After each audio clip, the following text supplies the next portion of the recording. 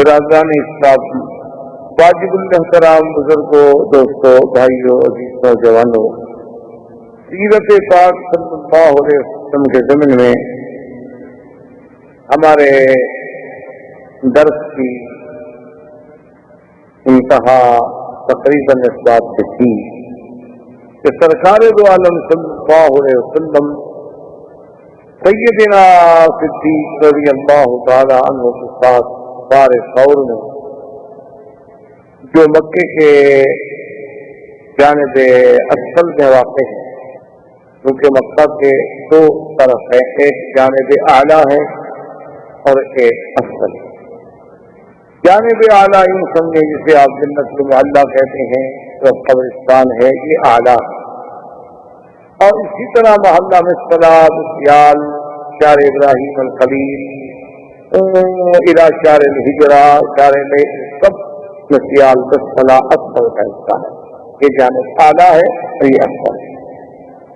اسی طرح یہ جو آپ کے ہاں اب بھی مکے میں خدئی معروف ہے، یہ اصل میں دو ہیں، ایک خدئی ہے، ایک خدا۔ خدا جو ہے وہ جانب اعلیٰ میں ہے اور خدئی جو ہے وہ جانب اعلیٰ۔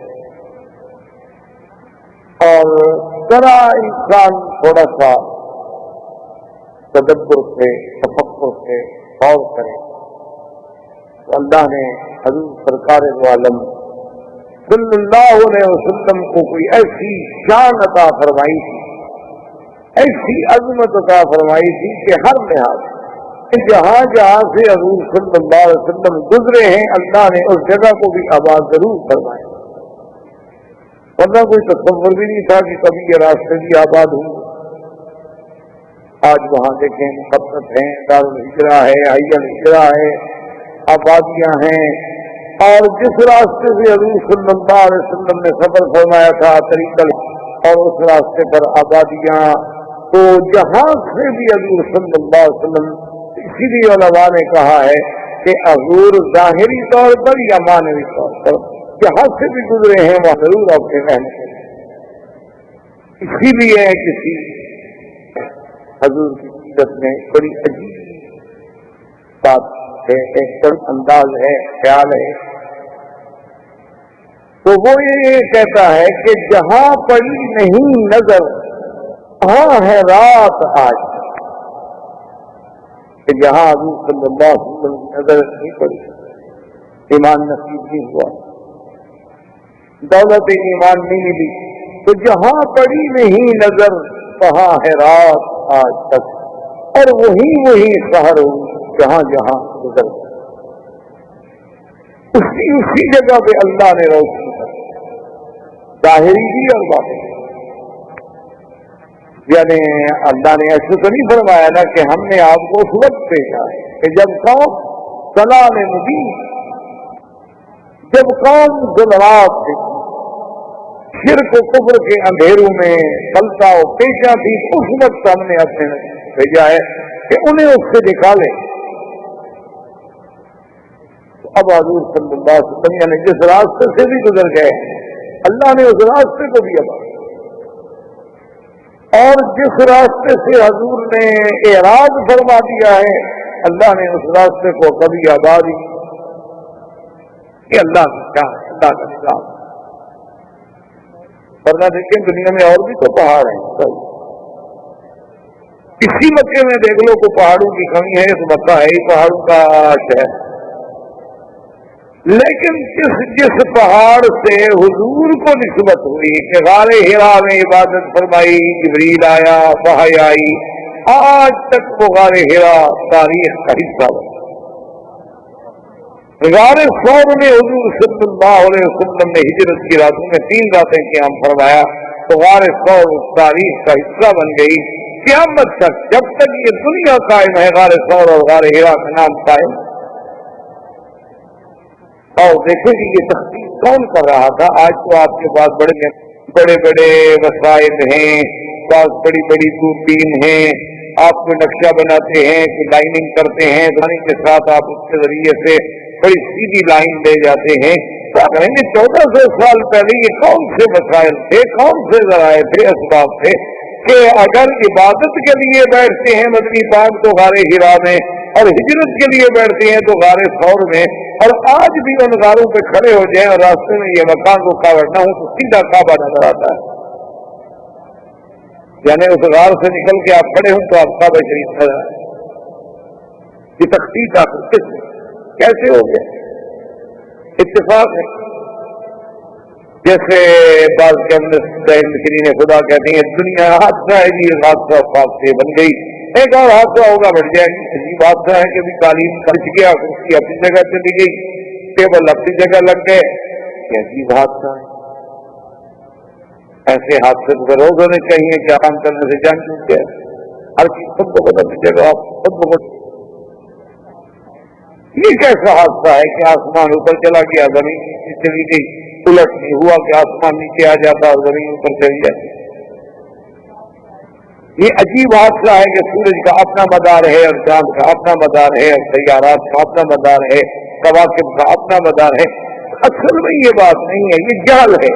جب آدمی تھوڑا سا پردہ دل سے ہٹا لے تو سمجھ آتی ہے کہ اس خالق کے کائنات نے اپنے حبیب لبیب سیدنا محمد رسول اللہ صلی اللہ علیہ وسلم کے لیے سب کچھ جو ہے وہ تقدیر میں پہلے سے تخصیص کر دی تھی کہ میرے نبی نے یوں چلنا ہے، یوں بیٹھنا ہے، یوں اٹھنا ہے، اور یہ واقعات پیش ہے.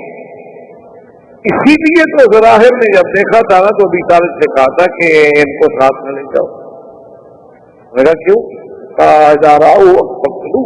اگر ان کو روم والوں نے دیکھ لیا تو نہیں چھوڑیں گے، قتل کر دیں گے. اس نے کہا بلی ماں جا. اس نے کہا تمہاری آنکھوں پہ ابو طالب پٹی پڑی ہوئی ہے، مکے سے سفر کر کے یہاں تک ساتھ آ رہے ہو اور تمہیں کچھ بھی نظر نہیں آیا. اب ذرا غور کر کے دیکھو کہ جہاں نبی چلتے ہیں اوپر بادل سایہ کر دیں، جس طرف اس کے نیچے آ کے بیٹھتے ہیں لوگ سائے میں بیٹھے ہیں، وہ دھوپ میں بیٹھتے ہیں تو درخت اپنا سایہ ادھر ڈال دیتا ہے. سائے والے دھوپ میں بیٹھے ہیں اور محمد نبی کا سایہ چلا جا رہا ہے. دیکھا یہ تم نہیں دیکھ رہے، میں نے تو ایک نظر میں دیکھ لیا اور تم مکے سے ساتھ چل کے آ رہے ہو اور کہتے ہو کہ میں چچا ہوں، لیکن تم نے ان خصائص پہ غور نہیں کیا. وجہ کیا تھی؟ وجہ یہی ہے کہ اگر آدمی سرسری طور پر گزر جائے اللہ کے قرآن سے، احادیث رسول سے، تاریخ اسلام سے، کہ ایک حدیث بھی ایسے پڑھ لی جیسے ڈائجسٹ پڑھا جاتا ہے. اچھا جی نیند نہیں آ رہی، چلو کوئی اسلامی کتاب اٹھا لو یار جلدی نیند آ جائے گی. آج کل تو ہم نے اس اللہ کے قرآن کو سلیپنگ فلم کے قائم مقام رکھا ہوا ہے نا کہ تفسیر لے لو، دینی کتاب لے لو، اس کے ساتھ فوراً نیند آ جائے گی. کیونکہ وہ شیطان نہیں کرنے دیتا کہ کیوں آپ اللہ کی طرف جائیں، وہ سلا دیتا بڑے سکون. اور اس کے علاوہ اگر آپ جناب کوئی ناول لے لیں، کوئی ڈائجسٹ لے لیں، کوئی اور جس کے بارے میں آپ کو بھی یہ یقین ہو کہ میں جو پڑھ رہا ہوں یہ 100% جھوٹ ہے، پھر بھی آپ ساری رات بیٹھے رہیں گے، پڑھتے رہیں گے کہ جناب یہ کہانی بڑی بڑا اس میں سسپینس ہے، بڑے اس میں زگزیگ ہیں، بڑے اس میں گہرائیاں ہیں، گہرائیاں ہیں، اور جانتا ہے جھوٹ. پڑھنے والا بھی جانتا ہے، لکھنے والا بھی جانتا ہے میں جھوٹ لکھتا ہوں. تو یہ ایک عجیب اللہ کی طرف سے فیصلے تھے کہ حضور صلی اللہ علیہ وسلم غار میں آئے، 3 راتیں رہے، 3 راتوں کے بعد حضور صلی اللہ علیہ وسلم کا سفر مبارک شروع. حضور صلی اللہ علیہ وسلم کے سفر میں جب آپ اصل طریقے مکہ پہ آئے تو حضور صلی اللہ علیہ وسلم کو مکہ یاد آ گیا. حضور نے یہ تو ہم مکے میں رہتے ہوئے بھی مکے کی قدر نہیں کرتے، ہمیں اللہ نے کعبہ نصیب کیا ہے لیکن پھر بھی ہمیں نماز نصیب، ہم مکے میں رہتے ہوئے بھی عمرہ نصیب کرتے ہی ہیں. اب آپ کے میرے بس کی بات نہیں ہے. عرب میں نے ایک دفعہ سفر کیا، آپ نے میں آ رہا تھا تقریباً الخبر سے بیرو، تو جس ٹیکسی میں ہم تھے ہم نے کرایہ پہ کار لی. اصل میں پاکستان سے الخبر آیا پھر میں بیرو ڈالا. تو جس گاڑی وہ گاڑی چلانے والا خالص عرب اور بڑا اچھا بڑا اچھے خلق والا آدمی. تو میں نے اس سے کہا کہ بھی ذرا مہربانی کرنا کہ جب تم طائف سے جب گزرو گے تو یہ کھیل کا طریقہ اختیار کرو گے یا اندر سے گزرو گے؟ اس کا کریں اندر تو ہم بہت شہر میں لگ جائیں گے. بات یہ سیل والا تو میں نے کہا ابھی جب نکاح آئے تو گاڑی روکتے ہیں ہم سے تہران بات ہیں تو پاکستان پہ آ رہے ہیں. اس نے کہا کہ ٹھیک. جب وہ جناب صاحب کے قریب آیا تو نے کہا کہ مجھے تو نہیں پتا نکاح کیا ہوتا ہے اب، لیکن اب آپ خود ذرا کیا رہے ہیں مجھے جہاں بتائیں گے میں گاڑی روک دوں گا. خیر نکاح پہ آ رہے. میں نے اس سے کہا کہ تم نکاح نہیں جانتے ہو، تم یہ مکے آتے ہو یا اتفاق سے؟ نہیں، مہینے میں کم از کم 2 دفعہ 3 دفعہ 4 دفعہ مکے میں کبھی 2 دفعہ کبھی 4 دفعہ کبھی 1 دفعہ آنا ہوتا ہے. ٹیکسی ڈرائیور ہے، بڑی سواری مل جاتی ہے، آ جاتے. تو میں نے کہا تمہیں نکاح تو مجھے نہیں پتا نکاح کیا ہوتا ہے. اس نے کہا اللہ نکاح کی بڑی بات ہے لیکن یہ نہیں پتا کعبہ کیا ہے. لیکن میں نے تو کعبہ نہیں دیکھا. اب وہ عرب ہیں، عرب میں رہنے والا ہے، اسی ملک کا باشندہ ہے. وہ کہتا ہے مجھے نہیں پتا کعبہ کیا ہے. اللہ کے بندے تو مکے آتے ہیں، سواری اتاری بس کہیں تھکے ہوئے تو جا کے کسی گاوے شاوے پہ سو گئے، اس سے دوسری سواری چلے گئے. ہمیں تو نہیں پتا کعبہ کیا ہے. انہوں نے کہا کہ یار چلو آج ہمت ہی کر دو، آج یہ آرام کاٹ دو. انہوں نے کہا احرام کیا ہوتا ہے؟ ہم تمہیں بدلا دیں. خیر ہم نے احرام خریدا اس بیچارے کے لیے، اس کو سمجھایا، اس نے مہربانی کی. اسی سوال سے بڑا خوش ہو گیا کہ چلو الحمدللہ میں بھی کہہ سکوں گا کہ میں نے زندگی میں عمرہ کیا تھا. تو کعبہ شریف میں آیا، اسے نہیں پتا کہ حضرت کیا ہے تو آپ کہاں دیکھیں. تو یہ ہماری اصل بات یہ نہیں ہے کہ ہم نہیں جاتے یا ہمیں ٹائم نہیں ملتا. اصل بات یہ ہے کہ وہ آنے نہ دے تو ہم کیسے جائیں؟ وہ اپنے گھر میں نہ آنے، اتنا قریب رکھ کر بھی نہ آنے، سامنے بٹھا کے بھی نہ آنے. دیکھ کتنے لوگ ہیں بستے لگا کے سامنے کھڑے رہتے ہیں، اذان ہو رہی نماز میں پڑھتے ہیں. حضور صلی اللہ علیہ وسلم کے روضے کے نیچے کھڑے ہوئے ہیں، بستے بچھے ہوئے ہیں، کپڑے بچھے ہوئے ہیں، چھپ کے کھڑے ہوئے ہیں کہ نماز سب ختم ہو اور اب جگہ پر جائیں، ہمارا وہ جگہ جو ہے قبضے میں نہ آ جائے. حضور کے روضے کے نیچے کھڑے ہیں، کعبۃ اللہ کے سامنے کھڑے ہیں، سگریٹ ہاتھ میں ہے، تو کوئی پتہ ہی نہیں کوئی ساتھ. اچھا اور اللہ کے کعبے میں جا رہے ہیں، جوتے پاؤں میں ہیں، بوٹ پہنے ہوئے ہیں، کٹ کٹ آواز آ رہی ہے، عورتیں ہیں، میک اپ ہے، سنگار ہے، پورا بدن نظر آ رہا ہے، نئے فیشن کا جوڑا پہنا ہوا ہے، جیسے انارکلی میں گھوم رہی ہوں، شملے کی سیر پہ آئی ہوں. احرام نے سب باندھ دیا، اس کے بعد یہ اصل بات یہ نہیں.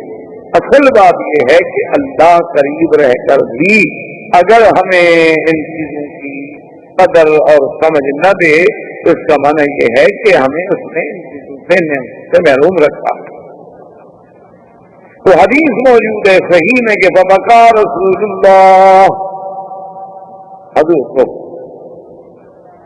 سیدنا صدیق نے فرمایا، عرض کیا کہ ماذا یبکی کہ یا رسول اللہ، کیوں روئے؟ فرمایا کہ مکے کا راستہ دیکھ کر کہ مکہ آیا کہ میں مکہ چھوڑ کے جا رہا ہوں.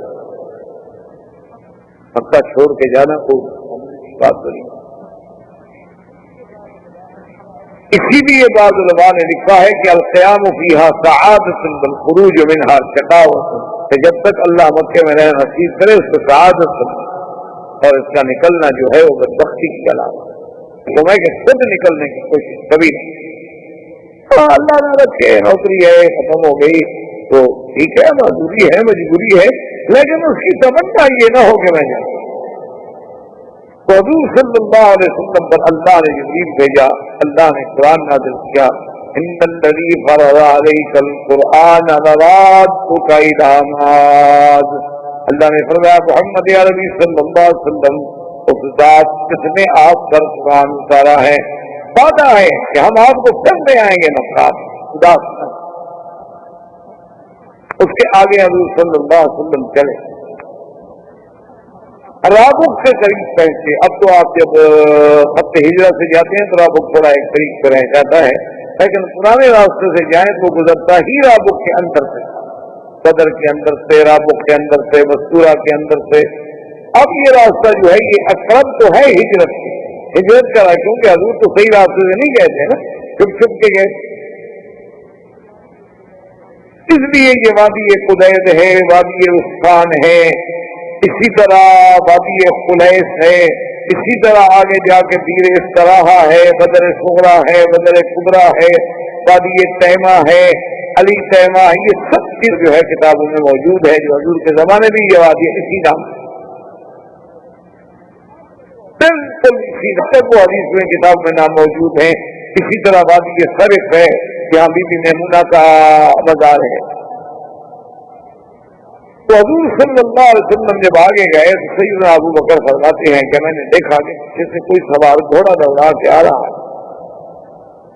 تو میں نے حضور صلی اللہ علیہ وسلم کی خدمت میں عرض کیا کہ یا رسول اللہ کوئی آدمی کچھ آ رہا ہے ہمارے تعاقب میں، کیونکہ اتنا تیز گھوڑے دوڑانے کی کیا ضرورت ہے؟ بنا آدمی جب جنگل میں ہو، صحرا میں ہو، تو اکیلا کیوں گھوڑا دوڑاتا؟ پھر ایک آرام سے چلتا ہے نا، ایک رفتار سے صبر کرو۔ لیکن اس کا آنا اس تیزی سے دلیل ہے کہ وہ کوئی اچھی بات نہیں ہے، کوئی ہمارے تعاقب میں ہے۔ اور حضور صلی اللہ علیہ وسلم پڑھ رہے تھے، اس کے بعد حضرت صدیق فرماتے ہیں میں نے پھر عرض کیا تو حضور نے ایک ہی جواب دیا کہ بعضاً تو کب اثنین اللہ ثالثہما، ابو بکر تمہیں کیا غم ہے؟ جن دو کے ساتھ تیسرا خدا ہو ہمیں کیا ڈر؟ اللہ جو ہمارے ساتھ۔ اب حضرت ابو بکر رضی اللہ تعالیٰ عنہ فرماتے ہیں کہ وہ سوار اتنے قریب آ گیا کہ اگر وہ اپنا نیزہ پھینکتا نا تو ہمیں مار سکتا۔ تو میں نے پھر عرض کیا، میں نے کہا کہ یا رسول اللہ وہ تو بالکل ہمارے سر پہ آ گیا ہے، ہمارا خالص۔ آپ نے فرمایا ابو بکر کیوں غم کرتے ہو؟ بعضاً تو کب اثنین اللہ خالص، اللہ جو ہمارے ساتھ ہے، غم کا کیا؟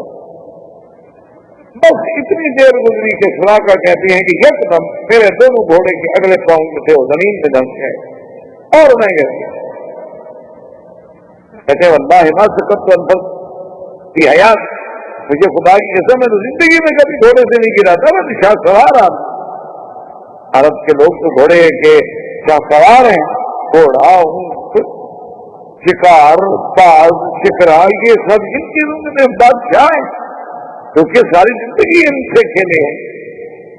تلوار، نیزہ، تیر اندازی، یہ تو ان کے یعنی جوہر تھے۔ ان کا بچہ جو ہے وہ تو کھیلتا تلوار سے تھا، خنجر۔ یہ تو اب ہے نا ماشاءاللہ کہ وہ کمپیوٹر سے، ویڈیو سے، فلموں سے کھیلتا ہے۔ آپ اس کو بتاؤں میں تقدیر عمر کیا شمشیر و ثنا اول طاؤس ربا، اب ہماری انتہا اسی لیے اقبال نے کہا تھا نا کہ کیا خوب امیر فیصل کو سندوسی نے پیغام دیا، تو نام و نسب کا حجازی ہے پر دل کا حجازی نہیں۔ تو آج وہ بچہ جو کبھی تلوار کی جھنکار سے سوتا تھا، آج وہ مغنیہ کے گانے کی آواز۔ اس لیے جورج کاشمیری اللہ اس کی قبر پر رحمت کرے، تو ان کا ایک حدیث تجربہ ہے، وہ کہنے لگا کہ جب جہاز کے سیڑھیوں پہ کھڑے ہوئے میں نے نظر ڈالی تو میں نے کہا کہ مولا یہ وہی قوم عرب، یہ وہی قوم ہے کہ جن کی ابتدا ان میں اسماعیل سے ہوئی تھی اور جن کی انتہا ان میں کلثوم پہ ہو گئی۔ یہ وہی کہ ان کی ابتدا تو سیدنا اسماعیل کی اماں سے ہوئی تھی، جب وہ اسماعیل کو لے کے آئیں دم نکلا کہ عرب آباد ہوئے، اور انتہا ان کی کیا کہ بڑے سے بڑا مفسر قرآن بھی مر گیا ہے، 10,000 آدمی جنازے میں کیا تھا، مغنیہ مر گئی، لوگ مر گئے، لوگ مر گئے جنازے میں۔ حیرت ہوتی ہے، سمجھ نہیں آتی کہ کیا ہو گیا قوم، کس طرح قومیں اس طرح مست ہو جائیں گی قومیں کہ ایک فاسقہ فاجرہ زانیہ سب پڑھ رہے ہیں کہ یہ زانیہ ہے، فاسقہ ہے، فاجرہ ہے، ایک غیر محرم اب مرد کے ساتھ ہوٹلوں میں دادی ایس دے رہی ہے، مرد 20 لاکھ آدمی سڑک پہ کیا ہو گیا ہے تو کیوں ہم سب میراثی بن گئے؟ ہمیں کیا ہو گیا؟ ہماری میراث تو یہ نہیں تھی۔ تو اب حضور صلی اللہ علیہ وسلم کے تعاقب میں آنے والا سراقہ یہ رابط کا سردار تھا، اس کو پتہ چل گیا تھا کہ ابو جہل نے اعلان کیا ہے کہ جو محمد مصطفیٰ صلی اللہ علیہ وسلم اور ابو بکر کو پکڑ کے لائے گا تو ایک تو اونٹنی انعام میں ملے گی. وہ 100 اونٹنی کے لیے دوڑ رہا تھا کہ 100 اونٹنی کے زمانے کو معمولی قیمت نہیں. وہ کہتا ہے کہ میں تو زندگی میں کبھی گھوڑے سے نہیں گرا تھا, اور پھر گھوڑے کے پاؤں کہاں دھنس رہے ہیں کہ نیچے کوئی ریتیلی زمین ہی نہیں ہے, وہ تو کنکر والی زمین. میں حیران ہوا, خیر گرا, اٹھا, کپڑے جھاڑے. اس کے بعد پھر میں نے گھوڑے کو کھینچا, میں نیند دی تو گھوڑے نے پاؤں نکالے, پھر میں گھوڑے پہ بیٹھا, پھر میں نے گھوڑا دوڑایا, جب میں قریب آیا تو پھر میرے گھوڑے کے پاؤں دھسے, میں پھر گر گیا. تو کہتا ہے میں سمجھ گیا کہ یہ میرا گرنا میری کمزوری نہیں, یہ گھوڑے کی بھی کوئی شرارت نہیں, جن کے تعاقب میں جا رہا ہوں ان کی کوئی حفاظت کرنے والی ذات حفاظت کر. فنادى بأعلى صوت الأمان يا محمد, اور زور سے چیخا, کہنے لگا محمد مسلم بس آپ مجھے امان. انہوں نے کہا کہ آپ کہیں ایسا نہ ہو کہ میں اللہ کے عذاب سے شکار ہوں. حضور پاک نے اپنی مفت روک لی, سواری روک لی, سوراخا قریب آ گیا, کہنے لگا حضور مجھے امان ہے, امان ہے, کچھ نہیں. اور حضور صلی اللہ علیہ وسلم نے فرمایا کہ تمہارا نام کیا ہے؟ سوراخا. کیوں آئے تھے؟ تعاقب کے لیے, آپ کو پکڑنے کے لیے. گھر میں اب کیا ارادہ ہے؟ اس نے کہا حضور بس اب میں نے فیصلہ کر لیا ہے کہ آپ کی ذات کو کبھی نقصان نہیں پہنچاؤں گا, اور میرا یہ بھی وعدہ ہے کہ آپ چاہے مدینے تک آرام سے سفر کریں, اس راستے سے میں آپ کے کسی دشمن کو بھی اب آپ کے پیچھے نہیں آنے دوں گا. اب دیکھیں کہ وہ ذات پاک جو خود اپنے دشمنوں سے تنگ آ کے مکہ چھوڑ کے ہجرت کر رہی ہے, دشمن جس کی تلاش میں ہے, ڈھونڈ رہا ہے, تلاش کر رہا ہے. حضور نے فرمایا اب سوراخا ایک بات میں تمہیں بتاؤں. اس نے کہا حضور بتائیں. آپ نے فرمایا کہ وہ دن کیسا لگے گا جب کسرا بادشاہ کے ہاتھ سے کنگن تمہارے ہاتھ میں. سوراخا کہتے ہیں عجیب بات, ایک آدمی خود پناہ لینے کے لیے ایک شہر چھوڑ کے دوسرے شہر میں جا رہا ہو, اور مجھے خبر یہ دے رہے ہیں کہ سپر پاور ختم ہو جائے گی کسرا کی, اور ان کے بادشاہ کے کنگن آئیں گے, اور پھر وہ میرے جیسے ایک بدو, ایک عرابی, ایک رابق میں رہنے والے آدمی کے ہاتھ میں ہوں گے. کہاں کسرا؟ ہم نے تو کبھی مکے پر حکومت کرنے کا خواب نہیں دیکھا تھا کہ جائے کہ کسرا بادشاہ کے کنگن ہمارے ہاتھ میں آئیں. میں کہا ٹھیک ہے آپ جو فرما رہے ہیں, لیکن یا رسول اللہ کچھ ایک بات کریں کہ امان لکھ دیں. آج آخر میں نے آپ سے امان مانگی ہے, آپ نے کہا کہ امان ہے, تو مجھے لکھ دیں کہ اگر کبھی کوئی وقت آئے تو آپ کی جماعت مجھے امان دے. آپ نے فرمایا ابو بکر سب حضرت ابو بکر نے لکھ دیا کہ اللہ کے رسول نے اس کو امان دی ہے, اگر کبھی مسلمانوں کے قبضے میں آ جائے تو مسلمان بھی امان. خدا کی شان کہ جب مکہ فتح ہو گیا, سرکار دو عالم حنین میں تشریف فرما ہے, طائف فتح ہو گیا, تو یہ سوراخا قیدی بن کے حضور کے سامنے لایا گیا. اور آتے ہوئے اس نے کہا کہ رسول اللہ فیصلہ کرنے سے پہلے ایک منٹ ٹھہر گئے, جن سے ہاتھ نکالا اور کاغذ آ گیا کہ حضور آپ مجھے امان دے دیں. آپ نے فرمایا یوم یوم برد وفا یا سوراخا, آج وفا کا دن ہے, آج بھلائیوں کا دن ہے, جاؤ ہم نے تم کو امان دی ہے, بالکل ہم اپنی زبان پر پائیں. اور یا رسول اللہ آپ کہاں جاؤ؟ تو جانے والے دن گئے, اب تو میں اسلام لانے کے لیے حاضر ہوں. کلمہ پڑا, مسلمان ہو گیا. اچھا اللہ کی شان دیکھیں کہ سرکار دو عالم, سرکار دو جہاں نے جو خبر دی تھی حضرت عمر کے زمانے میں کسرا فتح ہو گیا, اسلام کا پرچم لہرا گیا, سپر پاور ٹوٹ گئی, نہ کسرا رہا نہ کیسر رہا, لا کسرا بعدہ ولا کیسر رہا. حضور نے فرمایا ختم ہو جائے, اور بادشاہ بھاگ گیا. اس کے وہی کنگن جو تھے وہ مال غنیمت میں آئے اور حضرت عمر کے سامنے تھے. حضرت عمر نے جب دیکھا فرمایا آئی نہ سوراخا, सुराका कहाँ है? इसको सुराका आ गया।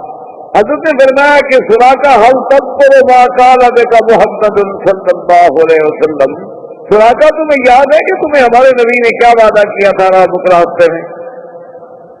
मैंने कहा याद है। अभी उन्होंने फरमाया था कि किसरा के जो सवार है, किसरा उसके हाथ के कंगन जो होंगे वो तुम्हारे हाथ में होंगे। तो मैंने फरमाया खड़े हो जाओ, मैं अपने हाथों से तुम्हें पहनाता हूं ताकि मेरे बदनी की बात पूरी हो जाए, और तुम सारे ख्वाबा में चल के उनको ये दिखाओ और बतलाओ कि अल्लाह के नबी ने क्या कहा।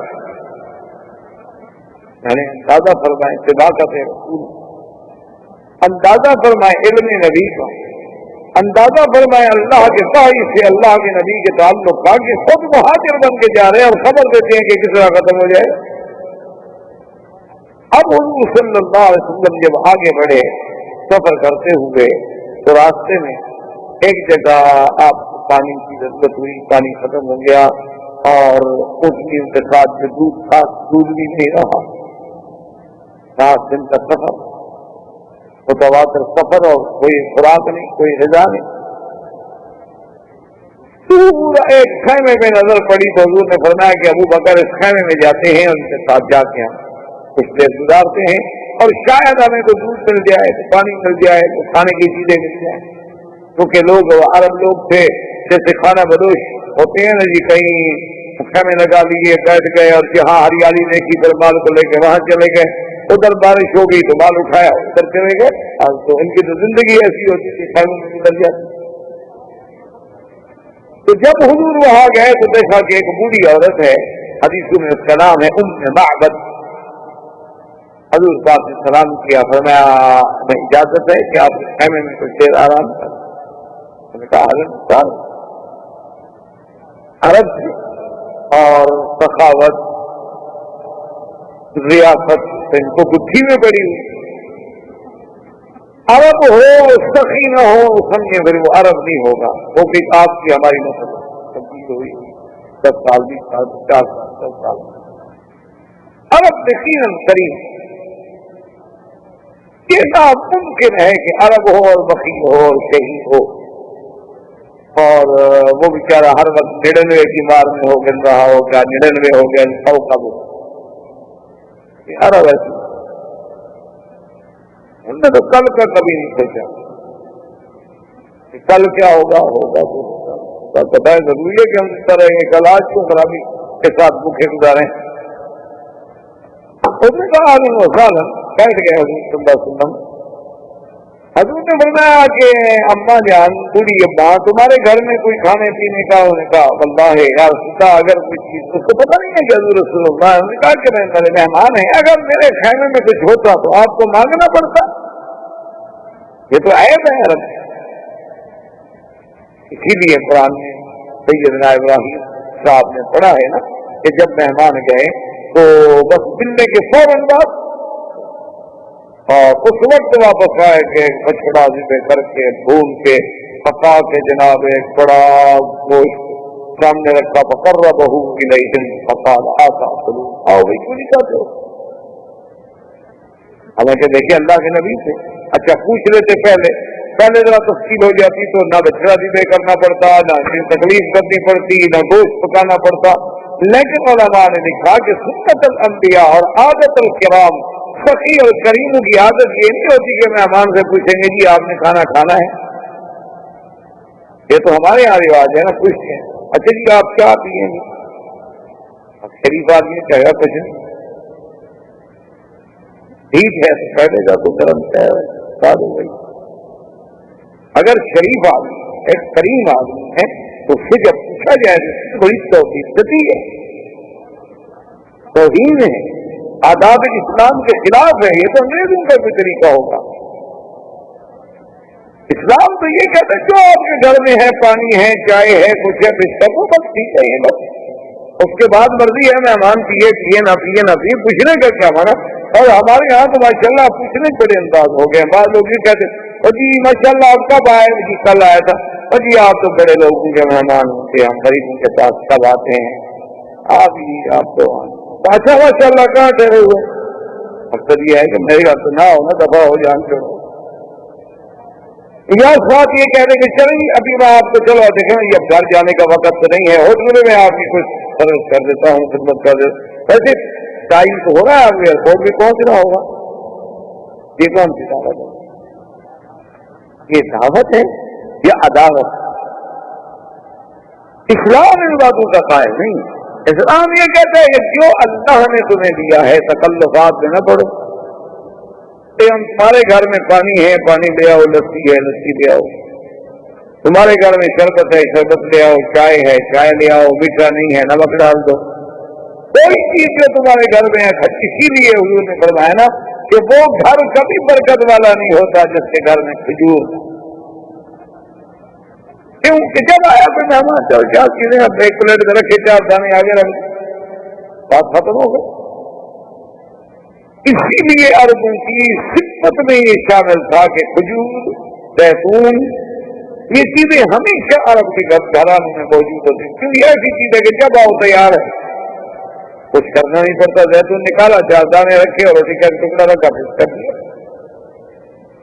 ضروری تو نہیں کہ آپ ہمارے لیے یا کسی مہمان کے لیے. تکلفات جو ہیں یہ تو گھر ایک الگ چیز ہے. تو بہرحال اس نے کہا کہ یا رسول اللہ اگر میرے گھر میں کچھ تو کبھی ہو سکتا ہے کہ میں آپ کو مانگنا پڑے. آپ نے فرمایا اچھا یہ جو بکری بیٹھی ہوئی ہے، تو نے کہا حضور یہ تو بیمار ہے بیچاری، یہ ڈرائیور کے ساتھ بھی نہیں چاہیے. میرا خاوند جو ہے وہ مال مویشی لے کے چلانے گیا، یہ تو چل نہیں سکتی، کھڑی بھی نہیں ہو سکتی. آپ نے فرمایا چلو نہ کھڑی ہو سکے، تمہاری اجازت ہے کہ ہم دودھ نکالوں؟ قبول نہ چاہتے ہیں. حضور صلی اللہ علیہ وسلم تشریف لائے اور اس بکری کے پشت پہ آپ کے ہاتھ دیا، اور اس کے بعد آسمانوں کی طرف نظر اٹھائی کہ اللہ تیرا نبی آج انسان ہے. اور کیا اسباب کی حد تک تو ہم بکری کے پاس آ گئے ہیں، لیکن دودھ دینے والا تو تو ہے نا. اور اس کے بعد حضور فرماتے ہیں کہ حضور خود بیٹھ گئے اور کہتے ہیں کہ میں تو حیران ہو گیا کہ ماشاءاللہ حضور تو بکری کا دودھ نکالنا بھی جانتے ہیں. کیونکہ یہ دودھ نکالنا جو ہے بکری کا، گائے کا، یہ فن ہے. ہمارے بچے تو خیر بیچارے کیا سیکھیں گے، ان کا گزارا تو مرائی سے ہے، علی سے سوکھی ہے، کا بچہ دودھ بھی کبھی نکالا جاتا ہے. ان کے لیے تو یہ بڑا یعنی ایک عجیب سا کھیل ہوگا دیکھنے کے لیے، بڑے انجوائے کریں گے اگر دیکھیں کبھی کیسے جانور کا دودھ نکالا جائے. تو بیچاروں نے کبھی اپنا دودھ نکلتا ہوا نہیں دیکھا ہوگا. تو خیر بہرحال تو حضور نے بڑے آرام سے کیوں بیٹھے اور برتن دونوں ٹانگوں میں پھنسایا اور بڑے پیار سے پھینچا. اس کو کہتے ہیں وہ ایسے اتنی زور سے دودھ کی لاٹیں لگ رہی تھی جیسے ماشاءاللہ کو تندرست بکری بھی اتنا دودھ نہ دے. برتن بھر گیا تو میں آؤ گیا، اور برتن بھر گیا تو میں آؤ گیا، اور برتن اتنے خیمے میں برتن دے جتنی ہمارے حساب سے سب. آپ عورت دیکھ کیا ہو، حضور نے خود پیا، آپ کے ساتھی نے پیا، دلیل نے پیا، معبد نے پیا. حضور نے فرمایا بکر کو تھوڑا سا ساتھ رکھ لو، باقی سب معبد کو دے دو، یہ اپنے گھر میں رکھ لے. اور اس کے بعد حضور نے اجازت مانگی اور کہا کہ اچھا تمہارا بہت شکریہ کہ ہم نے تمہارے خیمے کی چھت کے نیچے وقت گزارا ہے، سائے کے نیچے بیٹھے ہیں، ہم نے تمہارے برتن استعمال کیے ہیں، ہم نے تمہاری بکری سے دودھ لیا ہے، ہم تمہارے بہت شکر گزار ہیں. اور کبھی تمہیں حاجت ہو مدینے میں کبھی گزرو تو وہاں آنا اور ہمیں نہ. میرا نام محمد عبداللہ ہے، محمد رسول ہے، کہہ کر چلے گئے. بعض روایات میں کہ نام نہیں کرتا. بس حضور نے خیریت پوچھی، کہا اور اس کا شکریہ ادا کیا چلے گئے. تھوڑی دیر گزری تو ہم نے معبد کا خاوند آیا گھر میں، دیکھا کہ گھر میں تو سارے برتن دودھ سے بھرے ہوئے ہیں. میرا ہی رہا تھا، یہ کہاں سے آ گیا؟ انہوں نے کہا بیٹھو. انہوں نے کہا بیٹھو ابو معبد بیٹھو، آج تو میرے گھر میں کوئی ایسے مہمان آئے تھے، خدا کی قسم میں ایسے تو کبھی زندگی میں. اور محدثین، تمام دنیا کے محدثین علماء جو ہیں، ان میں معبد نے جو حضور کا نقشہ کھینچا ہے نا، جو حضور کا جمال، کمال، صفت، خلق، سیرت، صورت بیان کی ہے، دنیا کا کوئی صحابی بیان نہیں. اس عورت بدو عورت چلنے رہنے والی کیا ہے لوگ تمہارے ہمارے ریاض لحاظ سے بیکورڈ، بالکل جاہل. لیکن جو اس نے حضور کا حلیہ کھینچا ہے نا جی، انہوں نے کہا کہ میں نے تو آج ایک ایسا آدمی دیکھا ہے بلا بالطویل البائن، کہا کہ کوئی اتنا لمبا بھی نہیں تھا کہ لمبا نظر آئے، عیب والا لگے، کیونکہ زیادہ لمبا ہو جائے، حد سے زیادہ ہو جائے تو پھر وہ بھی تو ایک عیب بن جاتا ہے، وہ سنی رہے۔ بلا بالکثیر، اور نہ اتنا چھوٹا قد تھا کہ حضور کے قد جو ہے وہ بلکہ درمیان میں، اور اتنے اعتدال والا اور طول کی طرف ابھرتا ہوا۔ بلا بالابیض الامحق، اور نہ حضور کا رنگ ایسا تھا کہ بالکل خالص انڈے کی طرح سفید ہو۔ بلا بالاسمر، اور نہ حضور کا رنگ ایسے تھا کہ جسے ہم سانولا کہہ سکیں، بلکہ الابیض مائل الى الحمرۃ، کہ ایسا سفید جس میں سرخی کی ایک جھلک کو آمیز ہے۔ انہوں نے کہا جب ایسا ہوئی یا بیان کیا، اور نے کہا اسی نے یہ بکری پہ ہاتھ رکھا، تو اس کے خاوند نے کہا کہ معبد معلوم ہوتا ہے یہ وہی محمد عربی ہے جس کو مکے والے ڈھونڈ رہے ہیں، یہ تو وہی اللہ کا رسول تھا، ہم تو خوش نصیب ہیں کہ ہمارے خیمے میں محمد عربی اترے۔ اس کے بعد حضور صلی اللہ علیہ وسلم نے اپنا سفر مبارک جاری رکھا، اور مدینے والوں کو یہ تو پتا تھا کہ آقا انعامدار آنے والے ہیں، لیکن یہ پتہ نہیں تھا کہ کب چلے ہیں، مکے سے کب آئیں گے، ٹیلی فون تو تھا نہیں، کوئی ٹیلی فون پہ بتا دیتا۔ اب مکے والے کیا کرتے جناب، مدینے منورہ والے کے بوڑھے، عورتیں، بچے، حتیٰ کہ یہودی، بنو قینقاع، بنو نذیر، بنو قریظہ، ان کے بڑے بڑے راہب، ان کے بڑے بڑے پڑھے لکھے لوگ سب باہر نکل کے آتے، وہ مقام جس کو کہتے ہیں ثنیۃ الوداع، آج بھی مدینہ شریف میں مقام موجود ہے ثنیہ۔ اسی لیے شاہ صاحب نے اللہ جزائے خیر سے کہ انہوں نے جو حرم شریف میں مدینہ مسجد نبوی کے لیے ایئر کنڈیشن جو ایئر کنڈیشننگ کا جو سب سے بڑا کام لگانا تھا، فیکٹری جو اس کا پلانٹ لگانا تھا، تو وہ حرم کے قریب ایک جگہ تھی جہاں لگا رہے تھے، تو خادم الحرمین نے کہا کہ نہیں بالکل اس جگہ مت لگائیں، کیونکہ ہو سکتا ہے کہ گاڑیوں کا دھواں اور کوئی پٹرول کی بو اور ڈیزل کی بوئیں کھینچیں اور وہ کسی دوسری ہوا کے ساتھ مل کے حضور کے حرم کے اندر مسجد نبی میں چلی جائے، یہ ادب کے خلاف ہوگا، اس کو آپ دور لے جائیں اور اسی مقام پہ لے جائیں جہاں سے حضور آئے، تاکہ وہیں سے ٹھنڈی ہوا آئے۔ اس عقیدت کو کبھی ہم نے نہیں سوچا ہے جنہیں ہم وہابی کہتے ہیں، ہمارے نزدیک کے وہابی لوگ ہیں نا، کبھی کو مانتے ہی نہیں، کبھی کو تو صرف ہم ہندو پاک والے مانتے ہیں جن کا گزارا ہی ماشاءاللہ قوالیوں پہ ہے یا مجرے پہ، قال رسول اللہ جنہیں کبھی نصیب ہی نہیں ہوتی۔ ہم نے تو یہی دیکھا ہے، جب یاد پتہ نہیں ہماری کو بدقسمتی ہوگی، میں تو ایک دفعہ گیا وہاں معین الدین پہ رحمۃ اللہ علیہ کی مزار پہ فاتحہ پڑھ لوں، خواجہ نظام الدین اولیاء رحمۃ اللہ علیہ کی مزار پہ فاتحہ پڑھ لوں، اسی طرح اپنا اور بزرگوں کے مزارات پہ وہاں جانے کا اتفاق ہوا۔ ہم تو جب گئے وہاں یا قوالیاں ہیں یا ڈھول ہیں یا دھمال ہیں، یا ہماری بدقسمتی کو اس دن کوئی خاص کرو تاکہ ہم جلتے ہوئے جائیں۔ تو اب جناب یہ مدینے والے لوگ جو تھے تو یہ سارے نکل کے اسی ثنیۃ الوداع کے پہاڑ پہ آ کے دور دور دیکھتے بیچارے، جب دھوپ شدید ہو جاتی کبھی آج سنا، اور دیکھیں خدا کی قدرت ہے کہ جب حضور صلی اللہ علیہ وسلم تشریف آئے تو سب سے پہلی نظر جو ہے ایک یہودی دور سے اس نے کہا یا اہل المدینہ ھذا مطلوبکم، وہ جس کے لیے تم کھڑے ہو نا وہ آ رہا۔ تو مدینے والے جناب ایسے خوش ہوئے، اس لیے صحیح حدیث مبارک میں ہے، صحابی فرماتا ہے کہ واللہ، کہتا ہے خدا کی قسم ہے، ما رأینا اضوا یوم، ہم نے اتنا روشن دن کبھی نہیں دیکھا، وہ دن جس دن محمد پاک مدینے میں تشریف لائے، ایسا روشن دن ہم نے نہیں دیکھا کہ معلوم یہ ہوتا تھا کہ آج 10 سورج ایسی روشنی، ایسا مدینے پہ چمک، ایسا مدینے کی فضا میں نور۔ اسی لیے عرب لڑکیاں بچیاں جو تھیں اور وہ حضور کے استقبال میں، حتیٰ کہ امام بخاری رحمۃ اللہ نے بھی نقل کیا ہے کھڑی کہہ رہی ہیں طلع البدر علینا من ثنیۃ الوداع وجب الشکر علینا ما دعا للہ داعی کہ طلع البدر علینا، آج 14ویں کا چاند آ گیا۔ ان عرب کی بچیاں ہیں نا، یہ نہیں کہا طلع الہلال طلع القمر، کیونکہ وہ تو ناقص ہوتا ہے۔ چاند کب مکمل ہوتا ہے؟ جب 14ویں کی رات میں پورا ہو تو پھر بدر کہلاتا ہے۔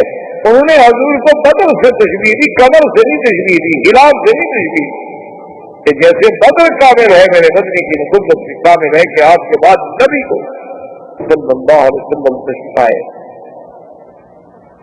اور مقام قبا، جیسا آج بھی یہاں مسجد قبا ہے، یہ سب سے پہلا حضور کا قیام ہے جہاں حضور پاک نے قیام فرمایا تھا کہ مسجد قبا جہاں بنی ان کے بالکل اہم اسی جگہ بیٹھے، اور بیٹھنے کے بعد جو پہلا حکم دیا وہ یہی تھا کہ فرض مسجد لمسجد أسس على التقوى من أول يوم أحق أن تقوم فيه رجال يحبون أن يتطهروا۔ اللہ نے فرمایا کہ میرا مدنی وہ مسجد جس کی بنیاد تقوی پہ رکھی گئی پہلے دن سے، اس مسجد کا حکم دینے والے کون ہیں؟ محمد صلی اللہ علیہ وسلم۔ جناب یہ تو کوئی لینٹر وغیرہ تو نہیں ڈالنے ہوتے، چھوٹی سی مسجد تھی نا جی، بس چھوٹی سی دیوار اور اس کے بعد چھڑیاں، کھجور کے ستون اور اوپر چھڑیاں ڈال کے تو صحابہ لگے ہوئے ہیں، اور 2 دن میں مسجد بن گئی۔ تو حضور صلی اللہ علیہ وسلم سوموار، منگل، بدھ، خمیس 4 دن آپ نے قبا میں قیام فرمایا۔ اس کے بعد حضور پاک نے مدینے کے لیے روانہ کیا۔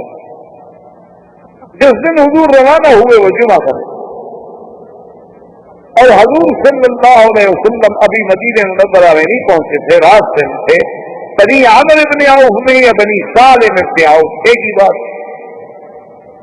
تو وہاں جمعہ کا وقت ہو گیا، تو سب سے پہلا جمعہ جو ہے، پہلا خطبہ جو حضور نے دیا ہے وہ اسی جگہ میں ہے، قباء اور مدینے کے درمیان، بنی سالم عوف۔ اچھا، ویسے حضور کے حضور صلی اللہ علیہ وسلم کے آنے سے پہلے، بلکہ اسلام آنے سے پہلے بھی یہ سب زرارہ کے ہاں لوگ جمع ہوتے تھے، اور جمعہ کا نام جو ہے وہ لؤی بن کعب حضور کے دادا گزرے، ان نے زمانے جاہلیت میں رکھا تھا، ورنہ اس کا نام یوم العروبہ، اس کا نام یوم الجمعہ نہیں تھا، یہ جمعہ کا نام انہوں نے رکھا۔ اور پہلا جمعہ مدینے میں پڑھا ہے تو اسود ابن زرارہ نے، اور پھر سرکار دو عالم، سرکار دو جہاں رحمت للعالمین صلی اللہ علیہ وسلم نے ہجرت کے بعد پہلا جمعہ جو پڑھا ہے بنی سالم ابن عوف میں، اور جمعہ پڑھانے کے بعد حضور پھر روانہ۔ اب جب روانہ ہوئے تو اب تو جناب مدینے کے لوگ ماشاءاللہ اس طرح جان نثار تھے نا جی، کہ سڑکوں میں کھڑے ہیں اور جناب حضور کی پگڑی کو چمٹ رہے ہیں، یا رسول اللہ انزل بنا انزل بنا انزل بنا، حضور ہمارے پاس، خدا کے لیے ہمارے پاس، نفدی اموالنا واولادنا وابنانا یا محمد صلی اللہ علیہ وسلم، حضور ہم اپنے بچے، جان، مال، اولاد سب آپ پہ قربان کر دیں گے، واللہ انزل بنا یا محمد، ہمارے پاس اترے۔ سب مدینے والے جناب، سب لوگ، اسی لیے امام مالک رحمت اللہ علیہ فرماتے ہیں کہ تمام دنیا کے شہروں میں سے سب سے افضل جو ہے وہ مدینہ، حتیٰ کہ وہ مکے سے بھی افضل ہوں۔ تو امام مالک رحمۃ اللہ علیہ کی جہاں اور دلائل ہیں، وہاں ان کی سب سے بڑی دلیل یہ ہے، وہ کہتے ہیں کہ ساری دنیا کے شہر جو ہیں، حتیٰ کہ مکہ جو ہے وہ بھی تلوار سے فتح ہوا ہے، ایک شہر ہے دنیا کی تاریخ میں جو اسلام اور محبت سے فتح ہوا، صرف مدینہ، جہاں کوئی تلوار نہیں چلی، بلکہ حضور کے آنے سے پہلے اسلام آ چکا، اس وقت ابن عمیر پہنچ چکے تھے اور سینکڑوں لوگ اسلام لا چکے، 83 آدمی تو مدینے سے چل کے حضور کی بیعت کر چکے تھے، بیعت العقبہ۔ حضور پاک نے جب دیکھا کہ بھئی اب سب کا اتنا شوق ہے، اب سب آدمی کہتے ہیں کہ میرے گھر میں چلو، اب حضور نے فرمایا دیکھتا فَاتْرُكُوهَا إِنَّهَا مَأْمُورَةٌ میری اونٹنی کو کوئی نہ پکڑے، کوئی روکنے کی کوشش نہ کرے، یہ اللہ کی طرف سے معمول ہے، جہاں اس کو اللہ حکم دیں گے وہاں بیٹھ جائے گی، اور جہاں یہ بیٹھ جائے گی وہاں اس کا میں مہمان خود بخود بن جاؤں گا۔ تو اس لیے میری اونٹنی کو پکڑنے کی کوشش نہ کریں، روکنے کی کوشش نہ کریں، اس کو اس کے حال پہ۔ اب حکم ہو گیا تو اب جہاں سب ہٹ کے کھڑے ہو۔ اب حضور کی اونٹنی جا رہی ہے اور جس جس کے گھر سے گزر جائے اس کے لیے تو بڑی امیدیں اور ہاتھ سے ٹوٹ جائیں، اگلا امید میں لگ جائے، چلتے چلتے چلتے چلتے ایک خالی جگہ ہے دیار بنی نجار میں، یوں سمجھیں کہ جہاں آج مسجد رسول اللہ جو مسجد نبی ہے، جہاں آج آپ نماز پڑھتے ہیں، تو سمجھے بالکل یہی ہے۔ یہ اصل میں علاقہ تھا دیار بنی نجار کا، حضور صلی اللہ علیہ وسلم کے اقوال تھے، اور یہ جگہ بالکل خالی پڑی تھی، یہی آگے اونٹنی بیٹھ گئی اور ساتھ یہ تو دیکھ ایوب کا گھر تھا۔ جب اونٹنی یہاں بیٹھ گئی تو بعد نے اس کو اٹھانے کی کوشش کی، وہاں چھوڑ کہا بابو رسول میری اونٹنی کی عادت نہیں ہے کہ ایسے بیٹھ کے، اللہ کا حکم بس۔ اونٹنی بیٹھ گئی، اس نے فرمایا لمن هذا الارض، یہ زمین کس کی ہے؟ انہوں نے کہا حضور یہ دو یتیم بچے ہیں ان کی زمین۔ اب نے فرمایا ان کو لاؤ آ جاؤ، اب کرنا یہ زمین بیچ کے۔ انہوں نے کہا یہ الگ ہے، انہوں نے کہا کمال ہے، ہم یتیم ہیں غریب ہیں لیکن محمد مدنی آپ مدینے میں آئے ہیں، سب کچھ آپ پہ قربان ہے، کہ سب آپ کا ہے، خریدنے کا کیا مطلب؟ میں یہاں اللہ کا گھر بنانا چاہتا ہوں اور وہ زمین میں کسی کی ایسے نہیں دینا چاہتا میں، کئی مقصد۔ اسی لیے فقہا نے لکھا ہے کہ ارض مکتوبہ اگر کسی کی زمین زبردستی چھین لی جائے یا اپنے اقتدار کی وجہ سے آپ کسی سے مانگے اور وہ بندہ بیچارہ کیا انکار کرے، آپ بڑے آدمی اور ڈرتا ہے نہیں دوں گا تو یہ ویسے لے سکتے ہیں، آپ بالکل حاضر ہے۔ انہوں نے کہا ایسے مقامات پہ نماز نہیں ہو، یا وہ زمین کسی حرام کے پیسے سے خریدی جائے، سود کے پیسے سے، رشوت کے پیسے سے۔ میں ایک دفعہ گیا تو ڈپٹی کمشنر صاحب سے ہمارے ضلع کے، اب پتہ نہیں ہے اللہ عالم، تو وہ بیچارے مجھے ملنے آئے، ان کی بڑی مہربانی شرافت کہ وہ جب ملنے آئے تو اس کے بعد کہا کہ جی آپ اتفاق سے آئے ہیں اور میں نے بھی اسی آفس کے قریب ایک مسجد بنائی ہے ماشاءاللہ، تو اس میں آپ جو ہے مہربانی کر کے ایک نماز ہمیں پڑھا دیں، ہمارے آپ لے کے رہنے والے ہمارا بھی کچھ حق ہے۔ میں نے کہا بالکل اس میں تو کوئی فرق نہیں۔ میں نے کہا سر آپ نے کیسے بنائی ہے وہ مسجد؟ تنخواہ سے ایسا نہیں جی تنخواہ ہماری اتنا کہاں ہوتی ہے کہ ہم مسجد بنا سکیں۔ اصل بات یہ تھی کہ بس کوئی ذمہ دار کام کرانے کے لیے آیا، کوئی جگیردار، کوئی صنعت کار، کوئی کاروباری، کوئی بزنس مین، تو بس ان سے کہا کہ دیکھو بھی یہ مسجد بنا رہا ہوں، کام تمہارا تب کروں گا کہ اتنے پیسے پہلے مسجد کے لیے دے۔ انہوں نے کہا اس دن کو نماز پڑھنی نہ جائز ہے، اس میں تو کسی اور مولوی سے افتتاح کروا لیں۔ یہاں بہت سارے مولوی ہیں ماشاءاللہ بینکوں کا افتتاح کراتے ہیں، تمہاری مسجد کا بھی کر دیں گے، مرزائیوں کے نکاح پڑھ دیتے ہیں تو مسجد کا افتتاح کون سی بات ہے؟ معمولی سی بات، ہر قسم کا مولوی مل جاتا ہے، سرکاری بھی ہوتے ہیں، درباری بھی ہوتے ہیں، علماء سود بھی ہوتے ہیں، علماء حق بھی ہوتے ہیں، اللہ والے بھی ہوتے ہیں۔ حرام نے کہا بالکل حرام ہے، وہ تو آپ کو ڈپٹی کمشنر سمجھ کے اگلے ڈر کے بارے پیسے دیے، خوشی سے کو دے کے کیا ہے۔ تو اس طرح علماء نے لکھا ہے کہ ایسے طریقے سے بھی جب اللہ کا گھر بنے تو خالص بلکہ بعض علماء یہ کہتے ہیں کہ کوئی خطیب اپنی تقریر سے متاثر کر کے لوگوں سے چندہ وصول کر لے، وہ کہتے ہیں یہ بھی ڈاکے نہیں کرتے۔ ایک آدمی زبردستی ڈاکہ مارتا ہے، ایک آدمی تقریر کے ذریعے سیر کر رہا، حالانکہ وہ دینا نہیں چاہتا تھا لیکن اس کی جیب سے اس نے نکلوا دیا ہے۔ تو نے کہا اس نے طیب نفس سے تو نہیں دیا، شرمندگی سے دیا ہے۔ ابھی لوگ کیا کہیں گے اتنا بڑا آدمی بیٹھا ہوا یار اس نے کچھ نہیں، حالانکہ کیا تھا نہیں تھا دینا۔ انہوں نے کہا کہ علماء کا یہ کام ہے کہ اپنے مساجد مدارس کی کیفیت جو ہے وہ رکھ دیں لوگوں کے سامنے کہ بھئی مسجد کے یہ ضروریات ہیں، مدرسے کی یہ ضروریات ہیں، اللہ جس کو توفیق دے دیتے ہیں۔ لیکن آج کل مشکل تو یہ ہے نا کہ آگے لوگ بھی تو ایسے ہیں پریشان. انہوں نے کہیں سینما بنانی ہو، کلب بنانا ہو، دیکھیں جناب ماشاء اللہ سال کی تنخواہ لگا دیں. مسجد کے لیے کہو تو 1 مہینے کی دینے کے لیے کیا پھر ان کو مولوی بھی الحمدللہ ایسے ہی ٹکرتے ہیں. اللہ کی راہ آخر انہوں نے بھی اسکول تو کرنا ہے.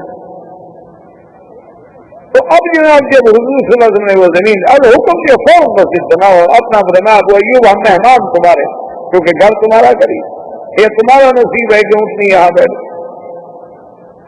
حضرت ابی ایوب انصاری کا گھر جو تھا حدیث میں آتا ہے سابقین 2 منزلہ تھا، یعنی 2 کمرے نیچے 2 کمرے اوپر تھے. تو انہوں نے کہا کہ آپ تو اوپر رہیں گے، ہم نیچے رہیں گے. اب ہونا ہے یہ نہیں ہوگا، ہم رہیں گے نیچے، تم رہو اوپر، کیونکہ ہمیں تو لوگ ملنے کے لیے آئیں گے، اور جب آئے تو اوپر چڑھے اور اترے اور اوپر چڑھے اور اترے، تمہارے لیے بھی مشکل، ملنے والوں کے لیے بھی مشکل، ہمارے لیے بھی مشکل. لہٰذا ہم جو ہے وہ تو نیچے رہیں گے، تم اوپر رہو.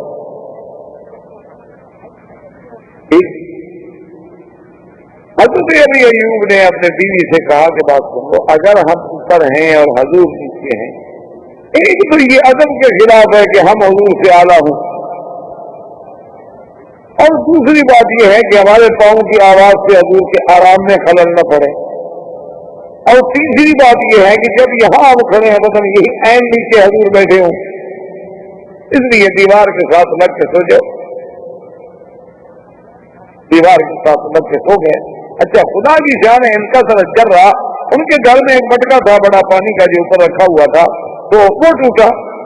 وہ جب ٹوٹا تو اس کا پانی جب نکلا تو اب پانی کیسے روکیں گی؟ پہلے والے کے یہاں والے سسٹم تو نہیں تھے نا، آج کل باقاعدہ مواسیر لگے ہوئے تھے اور نفایات تھے اور یہ تھا اور وہ تھا. وہ تو سارے سیدھے سے گھر ہوتے تھے، مٹکے بھر کے لاتے تھے، مشکلیں کندھے میں رکھ کے بھرا کرتے تھے.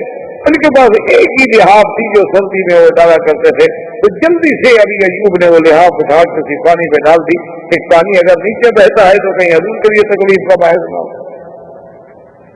اور اس کے سوا کوئی لحاف نہیں تھا، اور مدینے کی سردی میں آپ جانتے اسی طرح سردی میں رات گزار دی بغیر لحاف کے، لیکن حضور کے آرام کا کیا بات. صبح جب ہوئی تو حدیث میں آتا ہے، ایک روایت میں ہے کہ ابو ایوب نے کہا، اور ایک میں ہے کہ حضور نے فرمایا کہ ابو ایوب معلوم ہوتا ہے کہ تم رات کو سو نہیں سکتے. انہوں نے کہا حضور بات تو بالکل ٹھیک ہے، ہم ادب سے کیسے؟ آپ مہربانی فرمائیں، آپ اوپر منتقل ہو جائیں اور ہمیں جو ہے مہربانی فرما نیچے رہنے دیں. وہ آنے جانے والی تکلیف تو برداشت ہو سکتی ہے، لیکن ہم یہ کیسے برداشت کریں کہ ہم یہ خود اعلیٰ رسول اللہ سے اوپر رہیں؟ اس کی بات ہوتی ہے کہ محبت و ادب کی بات، اور صحابہ میں جتنی ادب تھا اس کا تو سوچا بھی نہیں جا سکتا. اسی لیے ایک صحابی فرماتے ہیں کہ میں نے ایک شخص سے پوچھا کہ حل انت اکبر ام رسول اللہ، کہ بھئی تم بڑے ہو یا حضور؟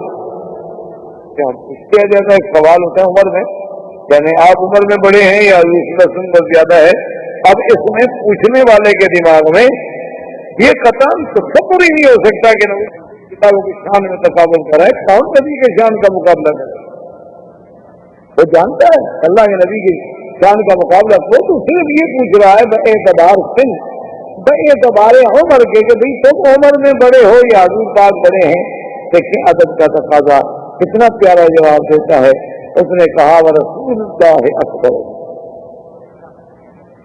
وانا اقدم منہ میلادا، کہ بڑے تو میرے حضور ہیں لیکن پیدا میں ان سے پہلے. اندازہ کریں اس شخص نے یہ لفظ بھی گوارا نہیں کیا کہ یہ کہتے کہ میں بڑا ہوں.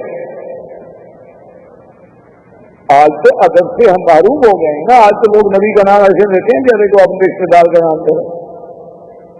اتنی گستاخی، کتنی بے ادبی کہ، اور عاشقوں کا یہ عالم تھا کہ اگر ہزار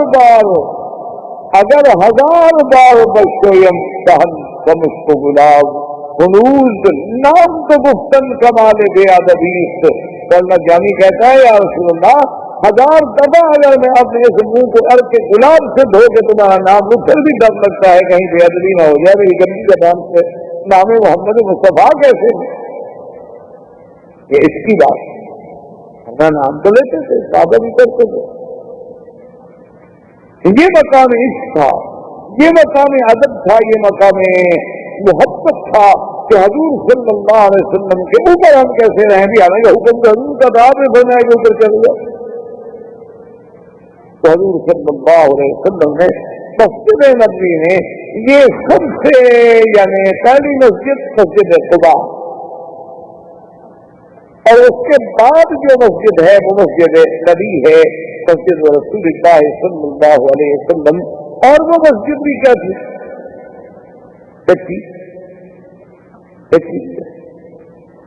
اور کچی کے حتیٰ کہ ایک حدیث میں آتا ہے کہ سب صحابہ جب اٹھا رہے تھے تو ایک ایک لبینہ اما عمار فانه يحمل لبنتين کہ حضرت عمار جو تھے وہ 2 اینٹیں جب حضور نے دیکھا نا ان کی اینٹیں تو آپ نے فرمایا عمار آپ نے دعا دی کہ بارک اللہ لک اور اس کے بعد کہا عمار لیکن بات یہ ہے عمار تقتلہ بیعۃ الثانی تمہیں ایک باغی جماعت خبر یعنی ایک طرف بھی بڑی خبر ہے ایک طرف دعا بھی ہے فرمانے کا اسی میں یہ بھی دعا تھی نا حضور اس کی شہادت کی خبر دے رہے کیا شہادت کا مرتبہ وہ کتنا عظیم ہے اور دوسرا حضور یہ بھی بتلا رہے تھے کہ تم علامت و حق کو باتیں کہ تمہارے قتل کرنے والے باغی ہوں گے اور تمہاری قیامت کرنے والے حق پہ ہوں گے کہ تم جیسے آج اللہ کے گھر بنانے میں اتنے شوق سے لگے ہوئے ہو نا اسی طرح اللہ تمہیں علامت بنا دیں گے الفارق بین الحق والباطل تو حضور صلی اللہ علیہ وسلم مسجد اور اس کے ستون کیا تھے کھجور چھت کیا تھی کھجور کی چھڑیاں اور منبر کیا تھا ایک جرد و نخل کھجور کا ایک تنا ایک کھجور کا تنا جو ہے وہ منبر بنا دیا گیا اور حضور اسی کے ساتھ مل کر اپنی پشت مبارک لگا کے خطبہ پڑھتے تھے یہ منبر تھا بیٹھنے کی جگہ نہیں پڑے بیٹھنے کے لیے کوئی جگہ حتیٰ کہ وہ حدیث مبارک میں صحیح واقعہ ہے کہ ایک عورت آئی اس نے کہا کہ یا رسول اللہ انا عندی نجارا میرے پاس میرا خادم جو ہے وہ درخان کا کام کرتا ہے اگر اجازت تو آپ کے لیے ہم منبر بنا دیں کیونکہ آپ کھڑے کھڑے خطبہ پڑھتے ہیں کچھ تو استراحت ہو اس کے بعد چلو آدمی بیٹھ سکے تو آپ نے اجازت دے دی تو سب سے پہلے منبر حضور کے لیے بنایا گیا تو عورت نے بنایا لکڑی کا تھا اس کے 3 درجات سب سے خیر الحمدللہ یہ صفت تو ابھی تک ہمارے ہاں باقی ہے ہر مسجد میں دو پاک میں منبر بنائے جاتے ہیں اور ماشاءاللہ آسرا بھی رکھتے ہیں اور بعض مسجد میں دیکھو تو آسرا بڑا ہے مولوی کو ہمارا اور آسرا اتنا رنگین اتنا خوبصورت کہ مولوی صاحب صرف آسرا ہی دیکھتا رہے خود نہیں اس کو بول میں نے تو ایسے آسے دیکھے ہیں مساجد میں جہاں میں گیا ہوں ماشاءاللہ ان سنتوں کا بڑا خیال ہے لوگ لیکن حضور کے دندان سے عید کرنے والی سنت ہو گیا اور دعا اس کے لیے تو حضور نے جہاد بھی فرمایا تھا پیٹ پہ 2 پتھر بھی باندھے تھے آپ نے فاقہ بھی برداشت کیا تھا آپ نے ہجرت بھی کی تھی غاروں میں بھی چھپے تھے وہ سننا ہم بچیا دعا اس کے لیے دعا پھر ایک حضور صلی اللہ علیہ وسلم سنت آسا تھا پگڑی تھی حلوہ مبارک پسند تھا گوشت کی چوڑیاں پسند تھی ماشاءاللہ سب کو حدیث سے اکبر یاد ہے کما سنت کما بطن کما رواس کما احوال اسماء الرجال یہ تو قیامت آئے گی تو قومیوں کا فیصلہ بھی ہو جائے گا علم کا بھی ہو جائے گا آئے گا وقت ایک دن انصاف کا تو آنا ہے یہ تو نہیں ہونا ہے کہ اسی طرح دنیا چلتی رہے اسی لیے تو خدا کہتے ہیں افنجعل المسلمین کالمجرمین کیا ہم مسلمان اور مجرم دونوں کو برابر کر دیں گے ہم نجعل الذین آمنوا وعملوا الصالحات کالمفسدین فی الارض اللہ نے فرمایا ایمان لانے والے اعمال صالحہ کرنے والے فساد مچانے والے، کیا ہم ان دونوں کو برابر کر دیں گے؟ کیا ہم نجعل المتقین کالفجار، کہ ہم متقی اور فاجر کو برابر کر دیں گے؟ حق کے لیے مرنے والوں کو، حق کے لیے قربانیاں دینے والوں کو، اور اللہ کے نبی کے نام پہ دھوکہ دے کے حلوہ کھانے والے قیامت میں کو برابر ہو جائے؟ بات ہے یہ اللہ کا عدل ہے، کہاں تو انصاف ہوگا۔ حضور صلی اللہ علیہ وسلم نے قبول فرما لیا۔ صحابی کہتے ہیں کہ حضور جب آئے خطبہ دینے کے لیے تو اس درخت کے قریب نہ گئے، اس نئے منبر پہ بیٹھے، اس کے بعد کہتے ہیں کہ ہم نے کیا دیکھا کہ فسمعنا صوت البکا، کہانی تھا ایسے جیسے اونٹنی اپنے بچے کے لیے چیختی ہے نا، آوازیں آتی ہیں، ایسے اندر رونے کی اس درخت سے، خشک درخت کے تنے سے آواز آ رہی ہے۔ فنزل رسول اللہ صلی اللہ علیہ وسلم، حضور منبر سے اترے، فضبطہ، آپ نے اسے سینے سے لگا لیا۔ صحابہ کہتے ہیں ہم نے دیکھا کہ جیسے بچے کو چپ کراؤ نا، ماں باپ بچے کہہ رہے ہیں چپ کرو چپ کرو، بچے کرو، ایسا ایسا چپ کرتا ہے تو وہ درخت بھی اسی طرح ایسا ایسا ایسا ایسا چپ کرتا گیا، حتیٰ کھانا، حتیٰ کہ سکون آ گیا۔ اندازہ کریں کہ اس لکڑی میں بھی پھر آ کے رسول اللہ کا یہ اثر ہے۔ ہمیں بھی کبھی رونا آیا ہے حضور کے خلاف، ہماری آنکھوں سے بھی کبھی آنسو نکلے، ہمیں بھی کبھی مدینے سے جدا ہونے کا دکھ ہوا ہے، ہمیں بھی کبھی حضور صلی اللہ علیہ وسلم کی سیرت کا کوئی پہلو یاد آیا ہو، کہ سنت کا پہلو یاد آیا ہو، اور اس پہ ہم نے بھی آنسو بہائے ہیں کہ ہائے کاش ہمیں یہ سعادت نہ مل سکی۔ حضور صلی اللہ علیہ وسلم کے لیے پتھر تھے، جبادات تھے، نباتات تھے، ہر بات میں یعنی اللہ نے جب تمیز پیدا کی اور جب اس نے شعور و ادراک پیدا کیا تو اس کو بھی حضور صلی اللہ علیہ وسلم کی قدر و منزلت کا پتہ چلا۔ تو حضور صلی اللہ علیہ وسلم ہجرت کے بعد مدینہ منورہ میں پہنچے، اور مدینہ منورہ میں مسجد کے قیام کے بعد پھر حضور نے احکامات جاری فرمائے۔